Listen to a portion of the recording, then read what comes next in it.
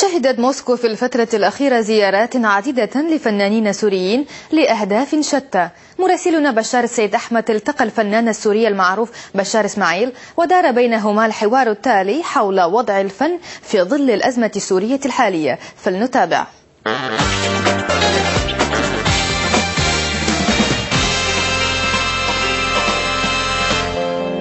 أعزائي المشاهدين، أهلا وسهلا بكم. ضيفنا في هذه الحلقة الفنان السوري بشار إسماعيل الذي حضر إلى موسكو منذ عدة أيام. أستاذ بشار، أهلا وسهلا بكم على شاشة قناة روسيا اليوم. أهلا وسهلا ومرحبا بكم. سوريا حاليا تعيش أزمة حقيقية، ما هو تأثير هذه الأزمة على الفن بسوريا بشكل عام؟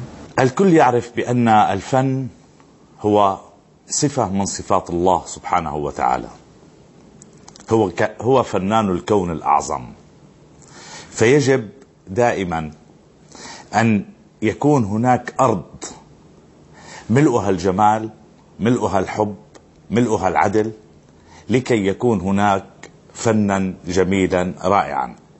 ولكن هذه الأزمة التي تعصف بسوريا الآن أثرت تأثير مباشر على العمل الفني بشكل عام.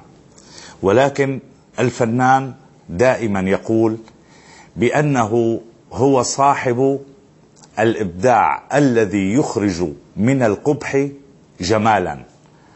فمن هنا كان تأثير الأزمة على الفنان السوري تأثيرا ضعيفا، بل وأعطاه حافزا لأن يقدم دائما ما هو جميل ومفيد للمتلقي، ليس السوري فقط ولكن في الوطن العربي أو لكل من يستطيع أن يفهم الفن بشكل عام. أستاذ بشار، بعد أن تكلمنا عن الفن بشكل عام، وددت لو تحدثنا عن مسلسلات رمضان.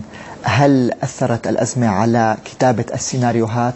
هل كان وجود الأزمة واضحا في سيناريوهات المسلسلات الرمضانية التي تعرض الآن في الشهر الفضيل؟ إلى حد ما نعم.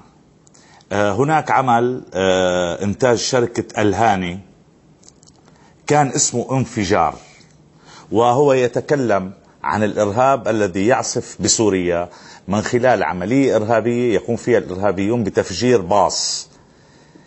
هناك مجموعة كبيرة من الضحايا، منهم من استشهد ومنهم من جرح ومنهم من قطعت رجله أو إيده أو إلى آخره. أفرزت هذه الإصابات مجموعة من التأثير على العائلات المصابة، فكل حادث من هذه الحوادث له قصة معينة قدمت بشكل كتير رائع بهذا العمل.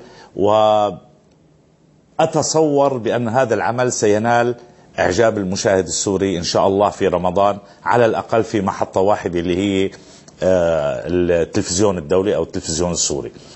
سؤالي الآن، ما هو تأثير الأزمة على حياة الفنان بشكل عام في سوريا وعلى حياة الممثلين بشكل خاص؟ الفنان السوري تأثر طبعا. القسم الأكبر من الفنانين السوريين الذين جعلوا الوطن دائما في قلبهم وفي عقلهم تأثروا لا شك، ولكن هناك مجموعة من الفنانين خانوا كل شيء. عندما تقول خانوا كل شيء أي أنهم خانوا الوطن الأم، وفضلوا أعداء الوطن على الأرض التي ترعرعوا بها وشربوا من مائها وأكلوا من خيراتها، وكانوا يحظون باحترام شديد حتى من النظام السوري، وقد قربهم النظام السوري إلى أقصى درجات التقريب. فكل من خان هذا النظام وخان سوريا هو كان المستفيد الأكثر والأقوى في سوريا. فكلهم أصحاب السيارات وأصحاب العمارات وأصحاب المال، كلهم من خلال هذا النظام يلي هلأ هن عم يطالبوا بإسقاطه. هل للفن دور في محاولة إنهاء الأزمة الموجودة على أرض الواقع حاليا؟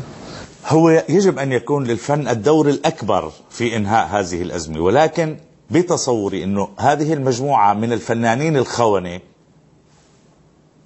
صبوا الزيت على النار فيها، فكان أن بدأوا بالتحريض معين، ولكن الحمد لله في سوريا لم يستمع إليهم أحد، لأن الشعب السوري دائما شعلة من الوطنية، شعلة من حب الوطن، شعلة من الدفاع عن هذا الوطن. لذلك يجب أن يكون للفن تأثير في إنهاء هذه الأزمة، ولكن هناك خلل إعلامي كان، ونأمل أن يصلح هذا الخلل بوجود وزير إعلام جديد، ويقال بأن أول الغيث قطرة. أستاذ بشار إسماعيل، شكرا لكم على هذه المقابلة، شكرا جزيلا للوقت الذي أعطتنا إياه لقناة روسيا اليوم. شكرا لروسيا اليوم. أعزائي المشاهدين، كان معنا الممثل السوري المعروف بشار إسماعيل.